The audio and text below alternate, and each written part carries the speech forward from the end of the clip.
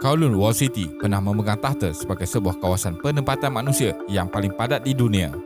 Bandar bersaiz 6.5 ekar iaitu 5 kali ganda saiz padang bola itu terletak di Kowloon City, Hong Kong. Kowloon Wall City yang telah dirobohkan pada tahun 1992 itu pernah diduduki oleh 33,000 penduduk pelbagai peringkat umur. Pada kemuncaknya, dianggarkan 50,000 orang menduduki bandar kecil itu. Tempat itu menjadi terkenal kerana reka bentuk rumahnya yang unik bersusun tinggi antara satu sama lain kerana tanah yang terhad.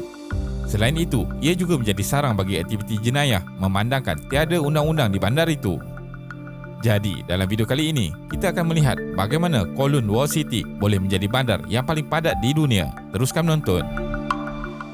Nama Wall City diberi kerana tanah ini dikelilingi oleh dinding yang sangat kukuh ketika menjadi kubu ketenteraan bagi mengawasi British di China.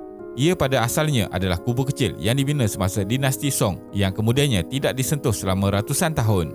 Bermula sebagai kubu tentera China, ia kemudiannya menjadi sebuah wilayah selepas New Territories dipajak oleh China kepada Britain pada tahun 1989. Kowloon Wall City merupakan satu petak tanah milik Britain yang dikelilingi oleh tanah China ketika itu. Bermula dengan tanah kosong, ia kemudiannya mula menjadi kawasan penempatan. Namun, penempatan ini semakin padat dan berkembang dengan drastik semasa penawanan Hong Kong oleh Jepun ketika Perang Dunia Kedua. Selepas Jepun menyerah kalah, penempatan ini kemudiannya bertukar menjadi kawasan setinggan. Bandar paling padat. Penempatan ini terdiri daripada lebih 300 buah bangunan tinggi yang bersambung antara satu sama lain menempatkan 8,500 premis, 10,700 isi rumah dan lebih daripada 33,000 penduduk. Wall City merupakan hasil kerja seorang arkitek tanpa bantuan dan sumbangan dari mana-mana pihak. Yang paling menarik, bandar ini merupakan sebuah bandar yang tidak mempunyai undang-undang. Hal ini kerana Britain dan China masing-masing tidak mahu bertanggungjawab ke atas kawasan ini. Pembangunan di kawasan ini seterusnya melonjak naik di antara tahun 1960-an dan 1970-an, di mana pada ketika itu tanah ini hampir penuh dengan bangunan 10 tingkat dan lebih. Namun ia tidak boleh melebihi 14 tingkat memandangkan terdapat lapangan terbang kira-kira 800 meter daripada penempatan tersebut iaitu lapangan terbang Kai Tak. Tiada cahaya yang boleh menembusi tingkat paling bawah sekaligus menjadikan tingkat itu gelap gelita tidak kira pada waktu siang maupun malam.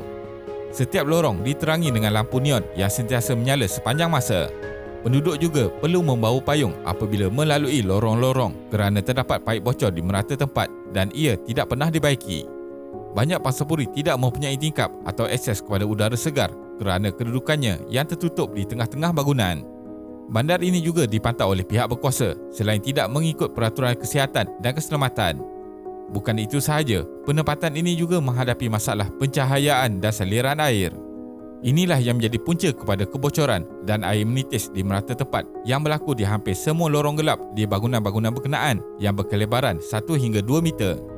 Disebabkan pembinaan bandar ini yang tidak dikawal selia, kebanyakan daripada 300 bangunan yang ada di Kowloon Wall City mempunyai akses yang teruk selain tiada kemudahan utiliti.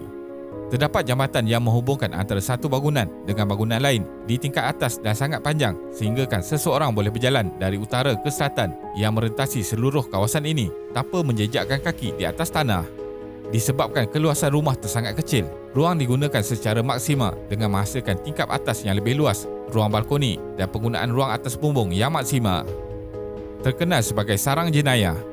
Pada awal tahun 1980, bandar ini juga menjadi sangat terkenal dengan rumah pelacuran, kasino dan sarang dadah.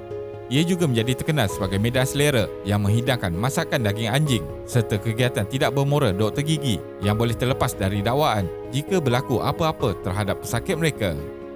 Doktor-doktor gigi dan profesional bertauliah lain yang berhijrah dari China mendapati bahawa lesen mereka tidak sah di Hong Kong. Ramai yang bertugas di Wall City kerana undang-undang tidak dikuatkuasakan di sana.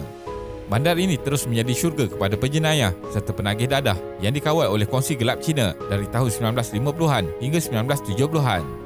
Walaupun begitu, segala keperluan boleh didapati di dalam bandar yang padat ini, termasuklah restoran, kedai runcit dan salon rambut. Manakala bagi mereka yang menjalankan perniagaan pemprosesan makanan, tujuan berpindah ke bandar kecil ini adalah kerana sewanya yang murah. Selain itu, mereka juga lazimnya ingin melarikan diri daripada pemeriksaan kebersihan yang sering dilakukan oleh pejabat kesihatan kerajaan. Sungguh menyedihkan keadaan hidup di bandar ini sehinggakan pihak berkuasa Hong Kong mula campur tangan dengan menyediakan kemudahan asas termasuk air dan elektrik ke bandar kecil itu. pada tahun 1973 hingga 1974, pihak polis telah melakukan lebih dari 3,500 serbuan yang mengakibatkan 2,500 tangkapan dan pihak polis juga telah menyita anggaran 1,800 kilogram dadah. Bancian penduduk. Bancian rasmi menganggarkan populasi penempatan ini adalah sekitar 10,000 orang pada tahun 1971. 10 tahun kemudian, iaitu pada tahun 1981, jumlah penduduk di bandar ini meningkat lebih kepada 15,000 orang. Manakala berdasarkan kaji selidik yang dijalankan oleh kerajaan pada tahun 1987, seramai 33,000 orang didapati tinggal di penempatan ini. Bukan itu sahaja, terdapat juga laporan yang menganggarkan penduduk di kawasan itu sebanyak 50,000 orang. Penduduknya hidup gembira. Walaupun bandar ini padat dan menjadi sarang jenayah serta kongsi gelap, namun penduduknya dikatakan menjalani kehidupan yang aman dengan kanak-kanak bermain di atas bumbung bangunan.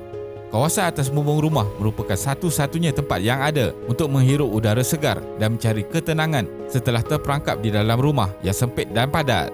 Apabila ditanya, bekas penduduk di Kowloon Wall City rata-ratanya menjawab bahawa mereka paling merindukan persahabatan yang wujud ketika menetap di situ. Antara usaha yang dijalankan oleh penduduk di kawasan itu secara kerjasama ialah menambah baik keadaan bandar dengan mewujudkan sistem air untuk kegunaan bersama. Wall City dirobohkan. Setelah beberapa ketika, kerajaan Britain dan China mula mendapati bahawa penempatan ini menjadi semakin tidak terurus dan tiada pihak yang mampu menanggung kepadatan bandar tersebut. Akhirnya, keputusan telah dibuat selepas beberapa perbincangan untuk merobohkan penempatan ini. Ramai penduduk membantah dan menentang cadangan ini dengan menjelaskan bahawa mereka gembira tinggal sebegitu. Malangnya, bantahan itu tidak dihiraukan oleh pihak kerajaan. Sebagai ganjaran, kerajaan Hong Kong diberikan pampasan sebanyak berbilion dolar dan proses pemindahan bermula pada tahun 1991. Selepas proses pengusiran penduduk yang sangat sukar tamat, proses merobohkan pula bermula pada Mac 1993 dan tamat pada April 1994. Kini, tapak penempatan terpadat di dunia suatu ketika dahulu menjadi sebuah taman yang diberi nama Kowloon Wall City Park. Sebahagian daripada peninggalan yang tinggal dijadikan warisan budaya di taman itu, seperti beberapa artifak dari Wall City, seperti tinggalan pintu gerbang selatan yang berfungsi sebagai pintu masuk utama ke bandar tersebut. Terdapat juga pejabat pentadbiran lama yang bermula sejak dinasti Qing dan kemudiannya digunakan untuk menempatkan warga emas. Taman ini juga mempunyai muzium sebagai penghormatan kepada Wall City. Kesimpulannya, kewujudan bandar kecil yang mempunyai penduduk yang sangat padat ini kekal sebagai sejarah walaupun ia telah dirobohkan. Walaupun kebanyakan pihak luar melihat kewujudan bandar itu sebagai satu masalah sosial, namun berbeza bagi penduduk yang hidup di penempatan itu. Walaupun tinggal di bandar sempit dan padat, mereka sangat menghargai semangat kejiranan yang menyebabkan kenangan tinggal di penempatan itu sebagai satu kenangan yang tidak dapat dilupakan oleh para penghuni. Peristiwa ini juga memberikan pendedahan betapa pentingnya proses perancangan bandar yang teratur supaya tidak berlaku seperti masalah yang telah dihadapi oleh penduduk di Kowloon Wall City. Terima kasih kerana menonton dan jangan lupa subscribe. Jumpa lagi.